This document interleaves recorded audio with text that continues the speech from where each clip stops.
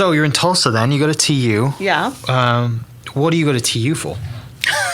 Oh, goodness. I'm going to share parts of the story that I can. But, no, I started as engineering. I thought I was going to be a math teacher to junior high and high school kids.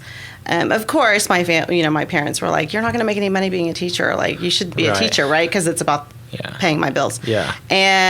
But then my dad was happy it was math. Of course, so he's like, "Go into engineering." And I'm like, "Okay, super great." So I start, I was in the Greek life, and I was a Kappa, for any Kappas out there.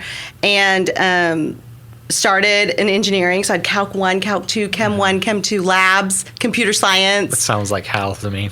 Yeah, anyone that knows me knows that I enjoy a beverage. Yeah. And oh my gosh, I partied my butt off my freshman year. You're like, I'm free. I'm having a great time. Yeah. And that was not a good combination. I'm just going to say that right there. So it wasn't a good combination. I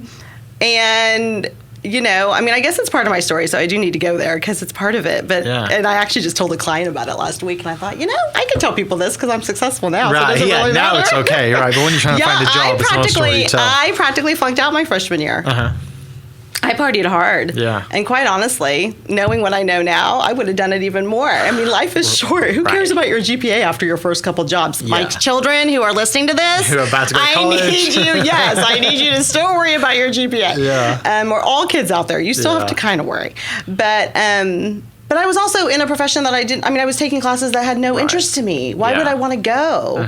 I remember my Calc 2 professor calling me like the last day of class and just saying, "I'm giving you a 70 and I have no idea why."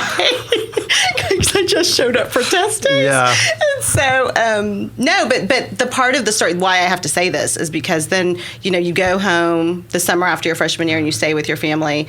And I waitressed to put myself through college. Also internships later on in the higher years, but I waitressed. And so I was waitressing, making money, but I had lost a $7,000 grant because of my GPA. Yeah. Who knew that you had to have a minimum GPA to keep this stuff? Yeah. When people are going to give you money, you have to you kind of have to at least make it 3.0. Get a little bit back. And so I lost a $7,000 grant. Yeah. Well, I thought, I'm not going to be able to go back to TU. I'm not going to be able to go back to my life and my friends. What am I going to do? So I continued to work. I went to UCO for a semester, tried business classes, made a 4.0, and made enough money, reapplied to TU, and got back in the spring. So I was only gone for one semester. Got back in the spring, took business classes, loved it, made great grades. Found a passion. Found it, I found some of the passion. I found more of it in my internships because there was a lot of market research. Real world. I mean, for anyone in business, I'm not.